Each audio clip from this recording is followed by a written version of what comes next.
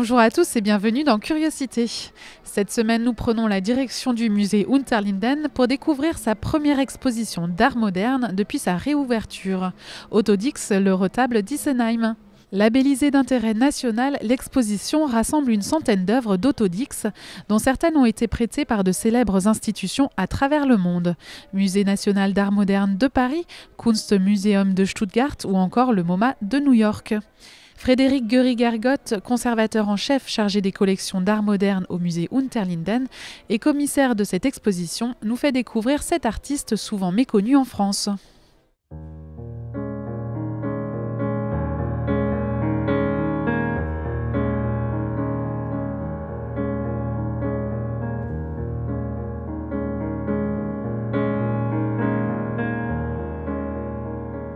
Nous présentons une exposition consacrée à Otto Dix et le retable d'Isenheim. C'est une exposition consacrée à un artiste peu reconnu en France, peu connu. La dernière exposition a eu lieu en 1998 à Saint-Paul-de-Vence. C'est une exposition majeure pour le musée Unterlinden et qui est la première exposition d'art moderne depuis sa réouverture et son inauguration en janvier 2016. Et c'est une exposition qui se consacre à l'artiste qui, parmi tous les artistes du XXe siècle, il est le seul à s'être intéressé tout au long de sa carrière à une œuvre majeure de notre musée qui est le retable d'Isenheim et au panneau peint de Grunewald en particulier.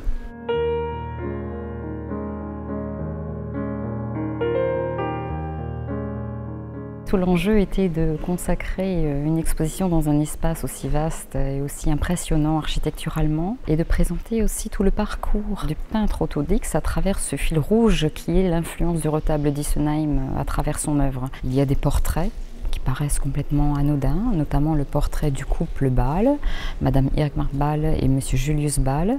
Et c'est assez intéressant de voir la manière dont Julius Ball tient son enfant dans ses bras. Il y a vraiment une analogie formelle avec la Vierge à l'enfant du retable d'Isenheim.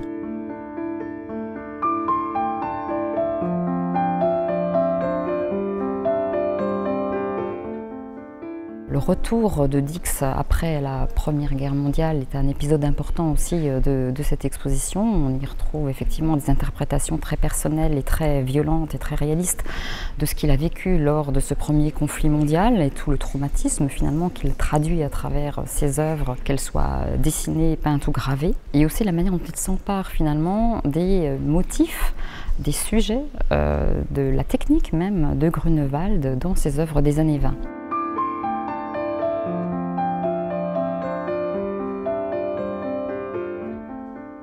Au moment où Hitler s'est emparé du pouvoir en Allemagne au début de l'année 1933, Otto Dix a été considéré comme un artiste dégénéré, a été destitué de son poste de professeur à l'Académie des Beaux-Arts de Dresde, marginalisé, mis au banc de la société, il doit quitter sa ville, s'installer sur les bords du lac de Constance. Il obtient néanmoins la possibilité de continuer à peindre, à se consacrer à son art, mais ses sujets sont limités à des sujets religieux, des paysages ou alors des portraits. Mais néanmoins, à travers ces sujets qui en apparence sont anodins, ou non menaçants en tout cas pour le régime nazi en place, donc à travers des figures de Saint Christophe, Saint Jean à Patmos, Saint Antoine, la lutte de Jacob et de l'ange, tous ces sujets-là sont autant d'allégories qui lui permettent de dénoncer le régime en place et de dénoncer sa situation d'artiste mis en marge de la société.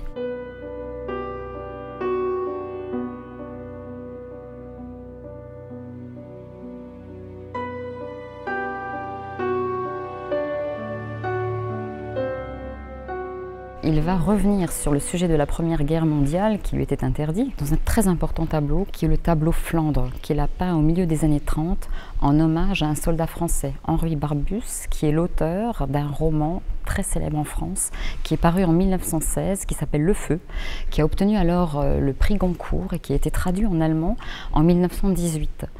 Henri Barbusse est un soldat français qui, à travers cet ouvrage, a fait un récit de son expérience personnelle sur le front lors de la Première Guerre mondiale. Et Henri Barbusse avait collaboré avec Otto Dix par l'intermédiaire de son marchand Karl Nieriendorf, puisque ce marchand avait commandé à Henri Barbusse la préface d'un ouvrage promotionnel pour le cycle des gravures de Dix de 1924 qui s'intitule La guerre. Et Otto Dix se souviendra d'Henri Barbusse au moment de son décès en 1935, et dans cet important tableau, il va rendre hommage au dernier chapitre de ce roman qui s'appelle L'Aube et retracer une espèce de Golgotha immense qui figure une tranchée dévastée par les combats de la veille, par la pluie torrentielle de la journée et de la nuit, où l'on retrouve au milieu des cadavres et du paysage complètement détruit, des soldats qui peu à peu se réveillent en même temps que le jour se lève.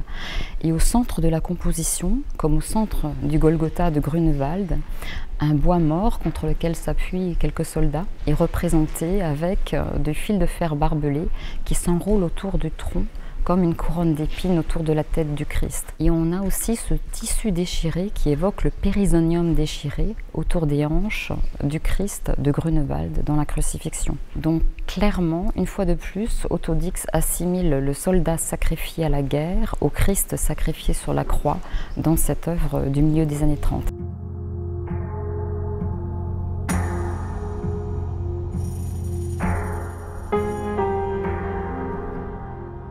Tout début de l'année 1945, Otto Dix est enrôlé dans le Volkssturm et contraint de participer à l'âge de 53 ans à la Seconde Guerre mondiale. Il part sur le front à la mi-mars 1945 et il est fait prisonnier autour du 18 avril et emmené dans le camp de prisonniers alliés du quartier du Logelbach à Colmar. La chance que Dix a eue est qu'il ait été reconnu par le commandant français du camp comme le célèbre peintre allemand des années 20. Et du coup, ce commandant a constitué autour de Dix un groupe de peintres pour répondre aux différentes commandes, pour les nécessités du camp, pour les particuliers, pour réaliser des décors de théâtre et même des portraits de De Gaulle lors des élections. Et c'est dans ce cadre-là que Dix va peindre son ultime triptyque, qui est le triptyque de la Madone au barbelé, dont le musée Unterlinden détient depuis le début des années 90 l'esquisse préparatoire à l'échelle, le carton. Et pour cette exposition, il a été possible, non sans mal d'ailleurs, de faire venir la peinture originale dont on avait perdu la trace depuis 1945, qui avait été vendue en 1987, achetée par le Sénat de Berlin et déposée dans l'église de Maria Frieden du quartier de Mariendorf à Berlin. Ce n'était pas une mince affaire que de faire accepter à l'archevêché et au Sénat de se dessaisir de cette œuvre qui est une œuvre en fait de dévotion. Mais ils ont compris l'intérêt historique aussi de cette œuvre pour Colmar et pour l'exposition, puisque si ce triptyque s'inspire du retable d'Issenheim avec ce sujet marial central, il s'inspire aussi du contexte du camp de prisonniers, puisque la Vierge à l'enfant est représentée dans le camp de prisonniers avec les fils de fer barbelés à l'arrière, les ruines des derniers bombardements de Colmar, la silhouette blanche de l'église en béton du Logelbach et à l'arrière-fond le paysage des Vosges.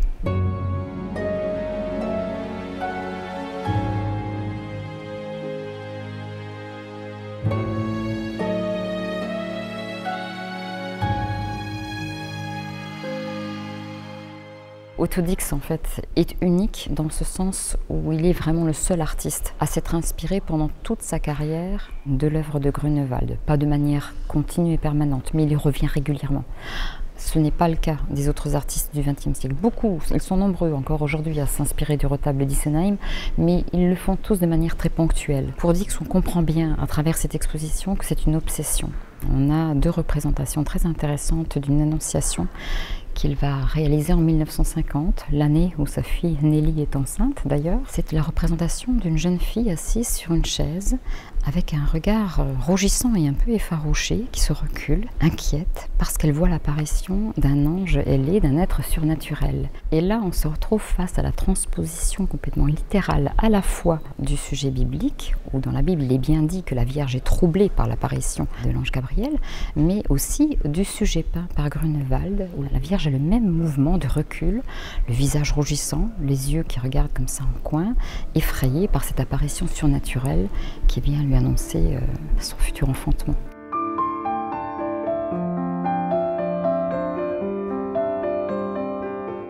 Ces œuvres viennent de partout en Allemagne, de Liechtenstein, du Vatican, de New York, de France, de Suisse. Donc c'était pas évident de convaincre les prêteurs de céder ces œuvres, surtout que pendant une vingtaine d'années, Otto Dix va réaliser des œuvres sur bois, donc ce sont des œuvres particulièrement fragiles. Et il y a des œuvres que je voulais absolument et qui jusqu'à présent n'avaient jamais été exposées ou qui n'avaient jamais intéressé les historiens de l'art ou le public et qui ont été découvertes pour le propos de cette exposition. Alors parfois, parfois les cheminements sont tortueux et inattendus, comme le portrait de Julius Ball auquel je tenais plus qu'au portrait de Madame Ball elle-même, parce qu'il y avait cette analogie formelle avec la Vierge à l'enfant de Grunewald. C'est en me saisissant de l'annuaire et en cherchant sous Ball, dans la région de Emmenhofen, et en appelant très simplement les différents Balles de la région, que j'ai pu retrouver le tableau.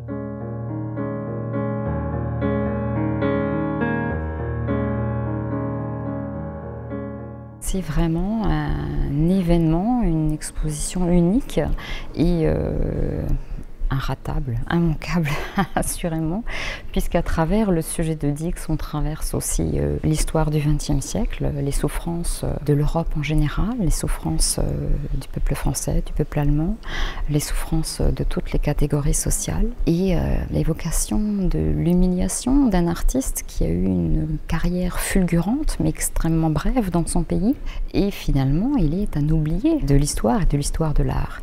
Et en 1946, quand il revient après la Seconde Guerre mondiale en Allemagne, nous sommes en plein âge d'or de l'abstraction et un artiste figuratif comme Otto Dix travaille en marge finalement des avant-gardes de l'époque et n'a pas la reconnaissance qu'il mérite.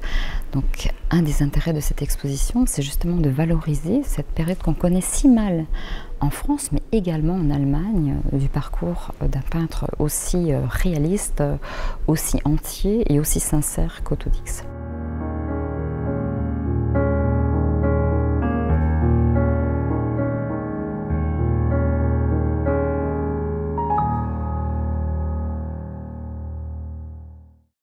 Si vous souhaitez découvrir l'exposition Otto Dix, le retable d'Isenheim, celle-ci sera visible jusqu'au 30 janvier 2017 au musée Unterlinden à Colmar. Sachez que cette exposition est accompagnée d'un programme événementiel et culturel, visites guidées, ateliers, rencontres, mais aussi performances et soirées thématiques. Pour plus d'infos, rendez-vous sur le site du musée, musée-unterlinden.com. Et si vous souhaitez approfondir davantage vos connaissances sur Otto Dix, je vous invite également à consulter le site internet de TV7 pour voir et revoir le reportage consacré aux techniques de ce peintre, aux côtés de Daniel Schlier, professeur de peinture à la Haute École des Arts du Rhin. C'est ainsi que s'achève votre magazine Curiosité, du moins pour aujourd'hui. Je vous donne rendez-vous la semaine prochaine pour découvrir l'exposition Metallissimo de Michel Thomann à la galerie d'Alex Darcy à Colmar. En attendant, salut!